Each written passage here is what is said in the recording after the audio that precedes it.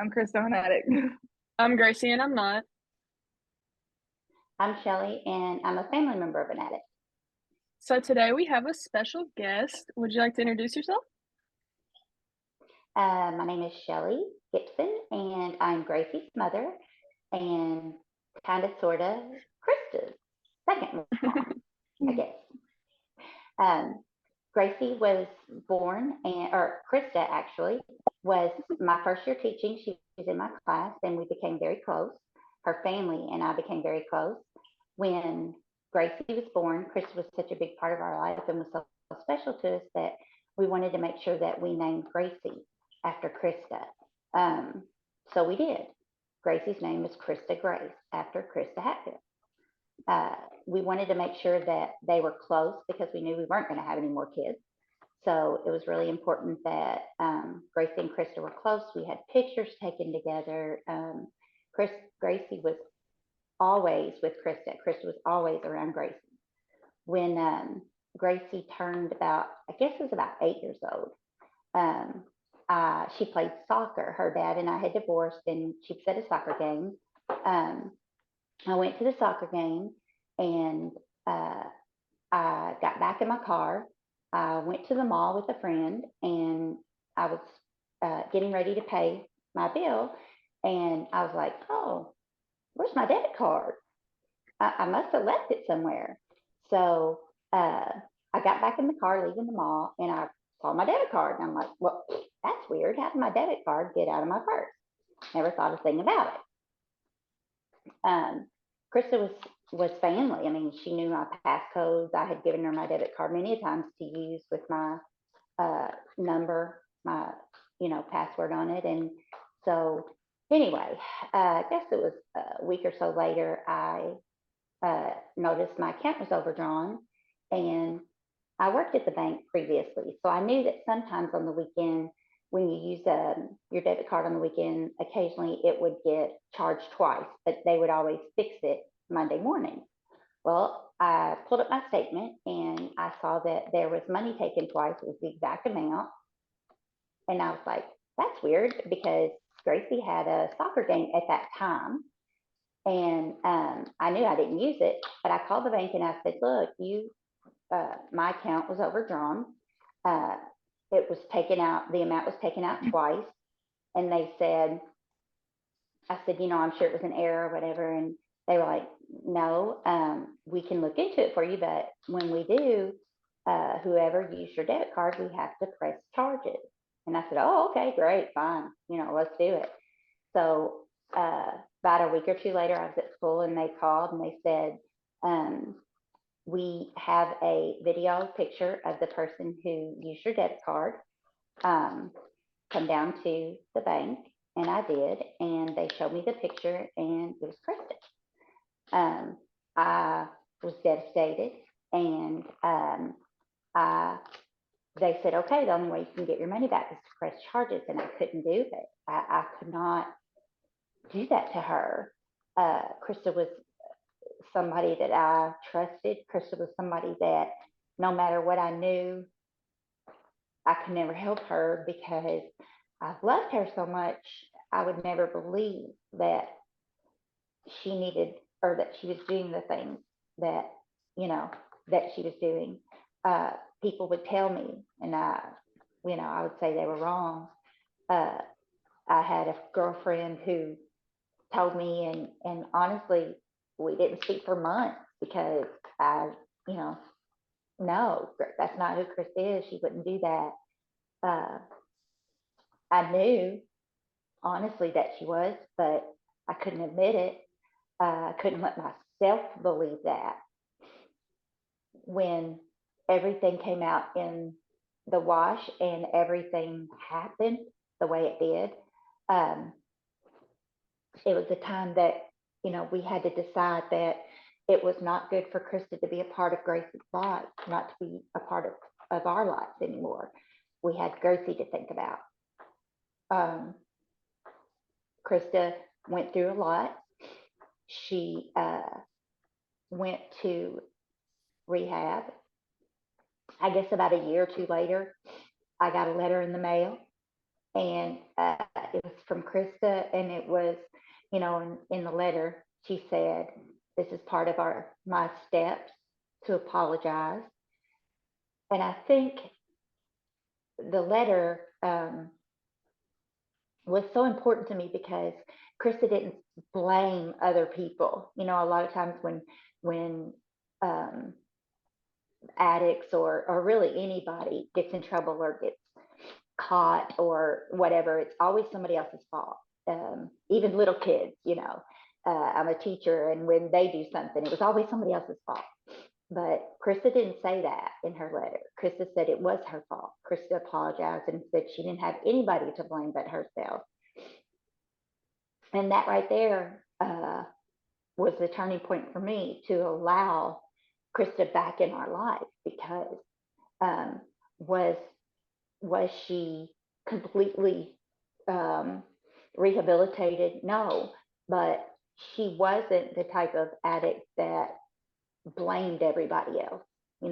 She took full responsibility for it. So going back to the incident of you taking her card, do you kind of want to explain your when you did that, your thought process and where you were? There really wasn't a thought process. At that point, I had a strong opiate addiction, and like, I mean, I was in full blown addiction. I mean, like, I was really really sick. So, uh, at that point, there was no like thought process on I'm hurting someone. I was just, how am I going to get it? And no one. I mean, that's just how your mind thinks whenever you're getting high. So I knew that. Really, I didn't think at the time that like I would get in trouble for it, because Shelly did enable me so much. And I figured at the time like that would be a way that I could do it and not get in trouble and I'd still feed my addiction. So I knew if I got, like, at that time I was taking Oxycontin 80 milligrams. So like I knew like I had got enough money. The reason that why there was two charges is I went there and got money out, and then just the greediness of addiction. I'm like, I need some more, so that, because I was trying to just make myself well, you know what I mean? So I took out more money, and I think like that's just that was my higher power working to get me in trouble, you know what I mean? Like to get me caught, because I don't think if I would have done it a second time that she would have even noticed. Uh, so anyway, all that played out the way, and like they ended up telling me the Commonwealth took over. There's nothing she can do, even if she doesn't want to press charges. They already got the video. And I mean, I was like, at that point, I had like, I think when that happened, like they said that you're gonna get 2 felonies from it, like fraudulent use of a credit card. Like I hadn't used for probably 2 weeks. So like in a sober mind, hearing like what I had done, I was like, holy crap. Like, you know what I mean? Like the reality of it, and who everybody that I had hurt set in, you know what I mean? And that's the crazy part. When you're like getting high, you don't even, like, other people aren't even, you don't think about them. So everything she said is exactly how it went down. I was showed up to the soccer game, used her code on her truck, got in the car, got the debit card, went and got some money. And then I went straight to the dealer's house and picked up drugs and took the credit card back, thinking that I wouldn't get caught. I remember that being hard too, because I was really young. I was probably, what'd you say, 8 probably. So I remember overhearing a lot of that, because at that time I didn't know anything.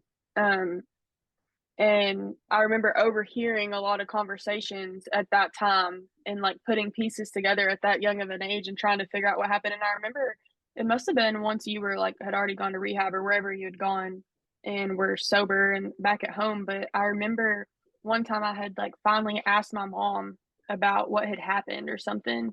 And I remember that day I was coming to your house to see you and her telling you to talk to me about it. And I remember you like talking to me and telling me, I mean, in appropriate, age appropriate terms, what had happened. So, So yeah, what would you say was like a harder part So like that was kind of the beginning. Once like in like more recent years, whenever you knew she like was using and like even though you said you could never admit it and you always enabled her, what was the hardest part for you? Finding out that she was, that all the times that I said she wasn't, and all the times that I tried to pretend she wasn't, that, you know, she was. That's probably the hardest part. You know, there was a time when, um, you know, she had kind of gone off the deep end with the technology stuff. And, you know, I was still right there. No, no. You know, she would say, "Can't you see this?" And I'd be like, "Yeah, yeah, I totally see what you're talking about. I agree, I know." And then I would, you know, say something to somebody and they'd be like, "Really, Shelley?" I think that person was But me. yeah, probably. Gracie has always been one of the, she could always read you. You know, Krista, she would tell me, "I think she's using again." And at first I'd be like, "No, she's not, Gracie. No, she's just tired. No, Gracie." Um, and then the hardest part was finding out Gracie was right. You know, uh, I remember so many times that, you know, it would hurt. It would hurt because you were so important.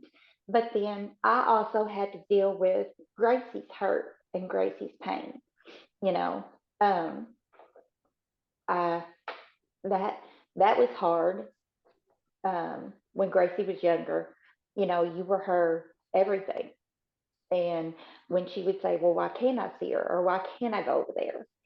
Um, you know, as a parent, it was hard, not only for Gracie, but because you were so important to me. You know, I said I was, honestly, I said I was never going to have kids, and you were my one, you know, you were my one girl. Um, so even though I'm not really your mom, I think that people who are addicted don't understand always um, how hard it is on other people. And I know you all have talked about that a lot. Uh, but as a family member, kind of, sort of, I mean, we went on vacations together, you know, all of our families. We spent every holiday together, Christmases. We were always with Krista's family. And it was hard because we didn't just lose Krista. You know, we lost your whole family. The Yeah, and whole, for you you, know, like years, I think that alone kept me out there in addiction because I had like a ton of shame and guilt from because I knew I was the root cause of like that separation between like you and mom, and y'all were such good friends for so long, and I knew that I was the reason for, I mean, the separation of y'all's friendship. So, and it's just crazy, like me having children, I think brought us all back together. And like I'm really grateful today that things were mended, but like that's just how things can't like go south real quick, you know, when drugs are involved because everybody wants to blame each other. You're the reason, you're the reason. And really I was the reason of all of it, you know.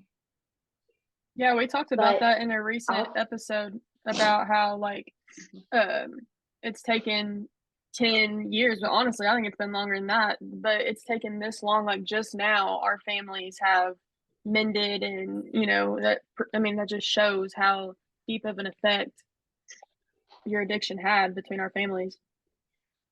Before those charges even happened, I remember your dad like being the first one to hold me accountable for like and everybody was so mad at him for like coming and telling my parents, like he knew, you know what I mean? And I remember that being a big, like, you know, blaming, a lot of blame was, but he was really like, he was the one that held me accountable even before like all this happened, you know?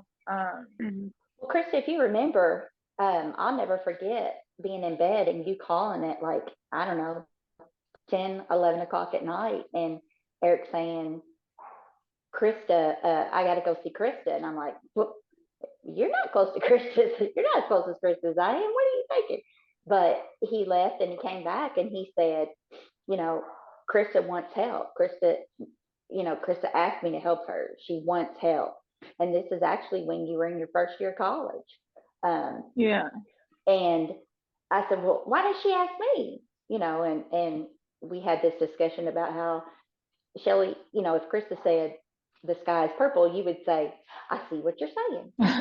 So I'll never forget. I'll never forget that being the first time that, you know, I realized that I would never be able to help you. You were just a lot smarter than I was to go, and you knew who to ask for help from.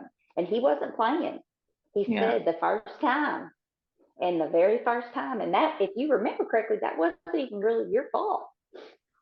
Yeah, but it was my fault. Look at you, you're still doing it. See, I know. Because here's what happened. So the person that was supplying my drugs at that point, Eric, your dad, was like, when I called and asked for help, he was like, I won't say nothing to your parents as long as you never go back there again. And so, what was it, like a tornado or so, like tornado? My parents had lost electricity, and they were like, well, you can go down there and cook dinner and then come back. And so I went down there, cooked some dinner, came back, and I saw Eric's Jeep in front of the house. I thought, oh my God, I'm hit. And sure enough, I walk in and everybody, it's like a whole intervention. If you remember, you had Gracie with you too. Gracie and I were in the basement when the storm happened with you and your family. The storm was over. Eric came and got me because 2 trees had fallen on our house and we had lost electricity. And we said, Gwen, Krista, watch Gracie, of course, which she was always at your house. We said, we'll be right back. We need to go, you know. Eric came and said, 2 trees have fallen. We got to go check it out. So Eric and I went, and we got back, and we're like, where's Gracie? Where's Krista? And Gwen said, oh, I sent her over so-and-so's house and to fix some noodles or something because we didn't have electricity. And Eric said, well, and this is exactly the way it happened. Eric said, well, sit down. I got something to tell you. God. And he told her. Yeah. That is exactly the way it happened. That's why I said it really wasn't your fault because your mom sent you, but.